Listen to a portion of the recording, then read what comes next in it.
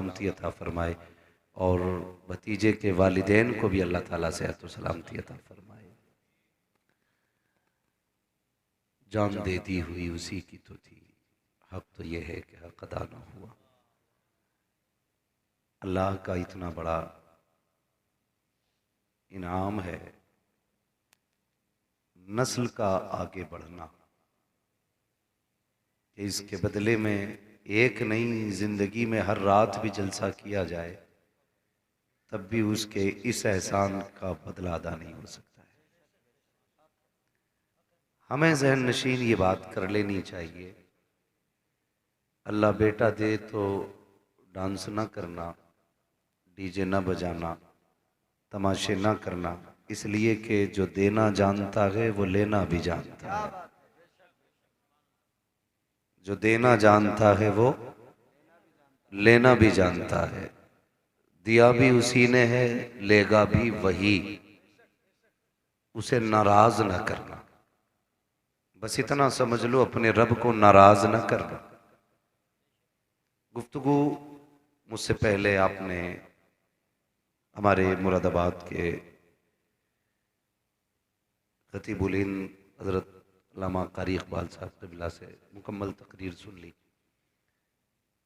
बस मैं भी गुलामी में नाम लिखाने के लिए हाजिर हूँ। आपसे इतनी गुजारिश है, जितनी देर सुने ना थोड़ा सा ज़रा मोहब्बत के साथ, तवज्जो है आप लोगों की। तो देने वाला भी अल्लाह है और लेने वाला भी। बोले शायद कई दिनों से नाम कुछ लोगों ने ना लिया हो, आज ले लें। देने वाला भी और जोर से, देने वाला भी अल्लाह है। ख्याल किया जाए इस बात पर। होता क्या है, बेटा हो जाता है ना तो फिर अब्बा कपड़ों में ही नहीं आता, फिर तो वो फट जाता है। मसला वो ये नहीं कहता अल्लाह ने इतना बड़ा एहसान कर दिया, नस्ल आगे बढ़ा दी। अब तो सीधी कह रहे हैं ना, अल्लाह ने एक लट्ठ दे दिया। क्यों चेयरमैन साहब, अब तो बेटों का शुमार लट्ठों में हो रहा। भाई उसकी मत पूछो, उसके घर में 3 लट्ठ हो गए। हाँ, झगड़े का हिसाब लगा रहे भाई। अल्लाह का शुक्र अदा किया करें, उसने बेटा दिया है। बेटा अगर रब दे दे तो इसे हल्के में ना लेना, ये भी उसका बहुत बड़ा करम है। इसलिए कि बेटों के लिए भी नबियों ने दुआएं की हैं। हाँ, बहुत गौर से मेरी बात सुनिए। अल्लाह बेटा दे तो रब का शुक्र अदा करें, डीजे ना बजाएं, तमाशा ना करें। अल्लाह अगर बेटा दे तो रब का शुक्र अदा करें।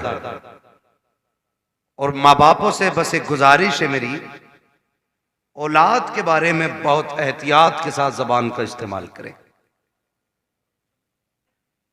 कई बार लापरवाही में माए कह जाती हैं तुझे मौत ना आ जाती, अपने इलाके की बोली है, इसे मरी ले जाए, इसे हैजा ले जाए, तेरे बाट की मौत भी नहीं है। ये आम जुमले हमारे घरों के अंदर माओं के होते हैं औलाद के लिए। बाप भी कभी कभी इस तरह का जुमला बोल देता है। खुदारा कभी औलाद के बारे में ये जुमला ना बोलना,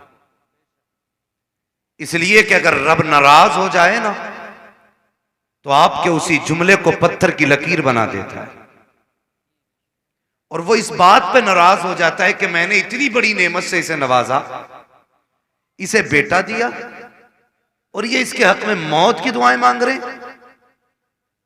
जब वो नाराज हो जाता है ना तो फिर बड़ी मुश्किल मोड़ पे लाके खड़ा कर देता है।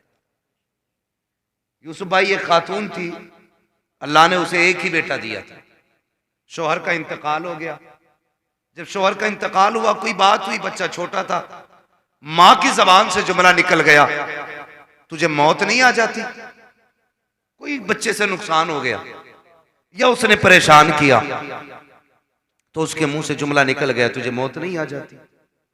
अब देखिए, ये उसके मुंह से जुमला निकलना था। 18 साल बीत गए, 18 साल बीत गए इस जुमले को कहे हुए। लड़के की उम्र तकरीबन 22-23 साल हो गई। पढ़ लिख करके शानदार तालीम हासिल करके वो अच्छी नौकरी उसको मिल गई। माँ ने कहा अच्छी दुल्हन भी लानी है, रिश्ता भी हो गया। शादी में 8 दिन रह गए थे, अचानक पैर फिसला, लड़का गिरा और इंतकाल हो गया। अब मां जब रो रही थी दर्द के साथ ना, तो कोई उसके दर्द को बयान नहीं कर सकता। जब रात को सोई, किसी ने आके बताया आप क्यों रो रही है? ये वही है ना जिसे बचपन में तूने मौत की बद्दुआ दी थी, समझ ले तेरा वो जुमला आज हमने पूरा करके दिखा दिया। अल्लाह बेटा दे या बेटी दे, जबान संभाल के आपको जुमलों का इस्तेमाल करना है। कभी लापरवाही में भी मौत की दुआ मत देना, इसलिए कि मां बाप की जबान से निकले हुए जुमले कभी कभी पत्थर की लकीर होते हैं। और हम इस लापरवाही में रहते हैं। अब तो आ ही गए, अब तो जिएगा ना 18 साल,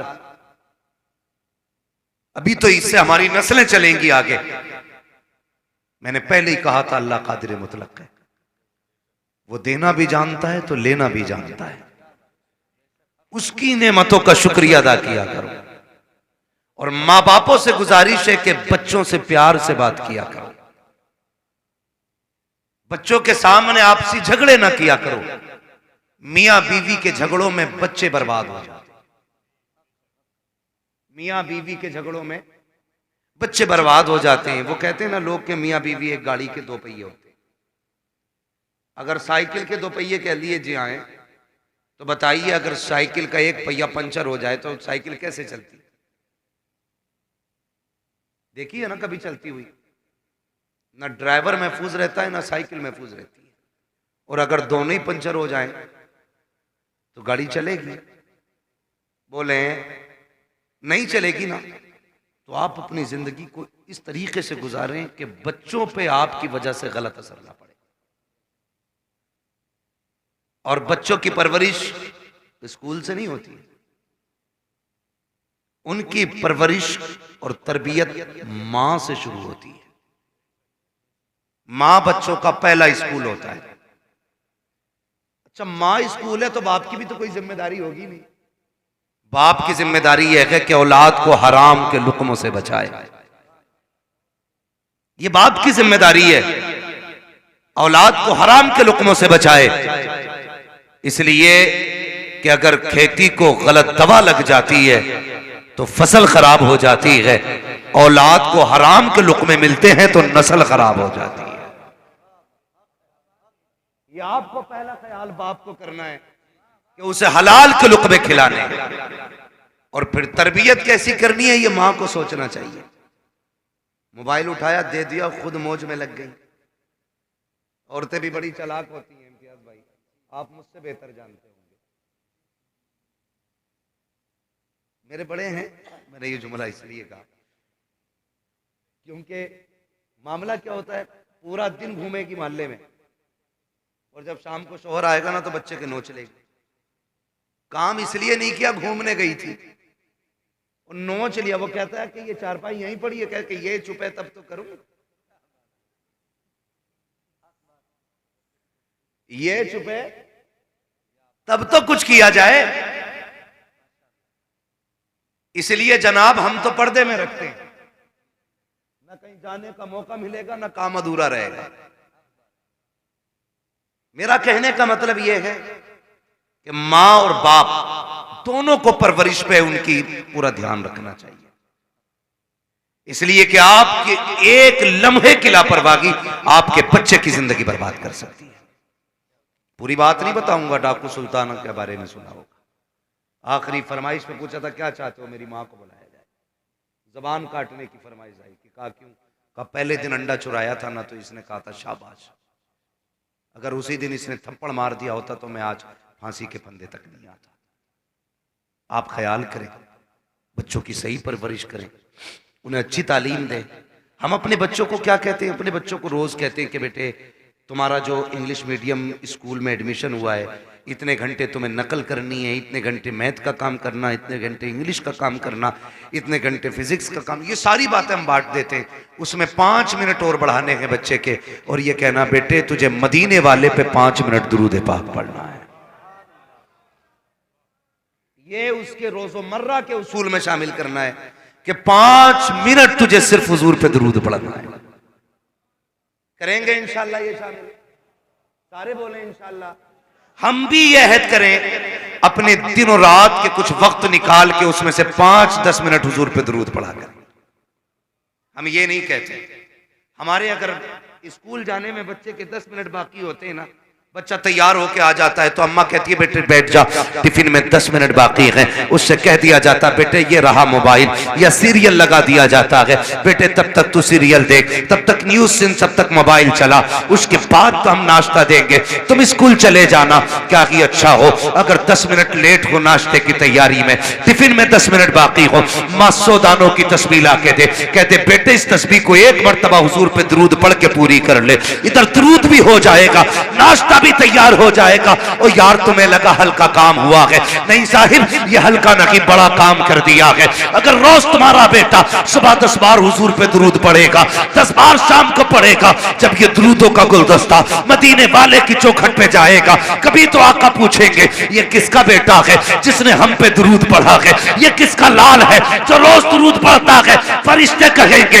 ये इम्तियाज बरकाती का बेटा है, ये मुफ्ती साहब का बेटा है, मोहम्मद अली फैजी का बेटा है, ये फला चेयरमैन का बेटा है, ये वसीम खान का बेटा है। जब उनकी चौखट पे तेरा नाम आ जाएगा, खुदा की कसम यहां आना भी कामयाब होगा, यहां से जाना भी कामयाब होगा। लेकिन इतना माहौल बना ले, इतना माहौल बना ले।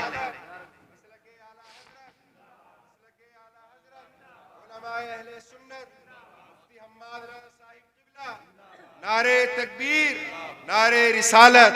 वाह वाह। अभी मूड खराब हुआ हजरत, एक वो देखा मैंने, एक तस्वीर देखी, मुस्लिम माँ है, नकाब पहन के जा रही है, और कौन सा डे था, क्रिसमस डे था या कौन सा, अपने बच्चे को चूचू का मुरब्बा बना के ले जा रही है।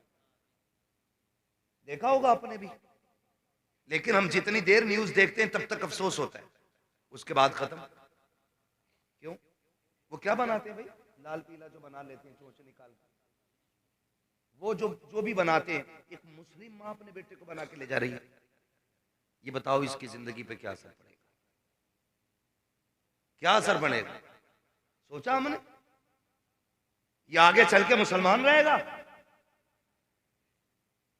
ख्याल करें हम लोग। हम IAS IPS बनाने के चक्कर में किधर जा रहे हैं? असल IAS IPS नहीं, असल बनाना है गुलाम मुस्तफा। हम जब अपने बच्चों को क्रिसमस डे पे एक अचूबा बना के लेके जाएंगे, हमारी नस्लों का क्या बनेगा? ये देखा होगा आपने, हालात देखी हमारी कौम के। वजह क्या है? वो किसी माँ ने, किसी टीचर ने स्कूल में अपने बच्चों से पूछा था, पूछते ही टीचर क्या बनना चाहते हो?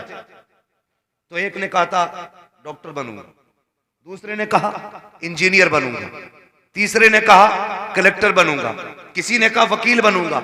लेकिन जानते हो एक बच्चा खड़ा हुआ, उसने कहा मुझे मदीने वाले का सहाबी बनना है। क्या कहा? मदीने वाले का सहाबी बनना है।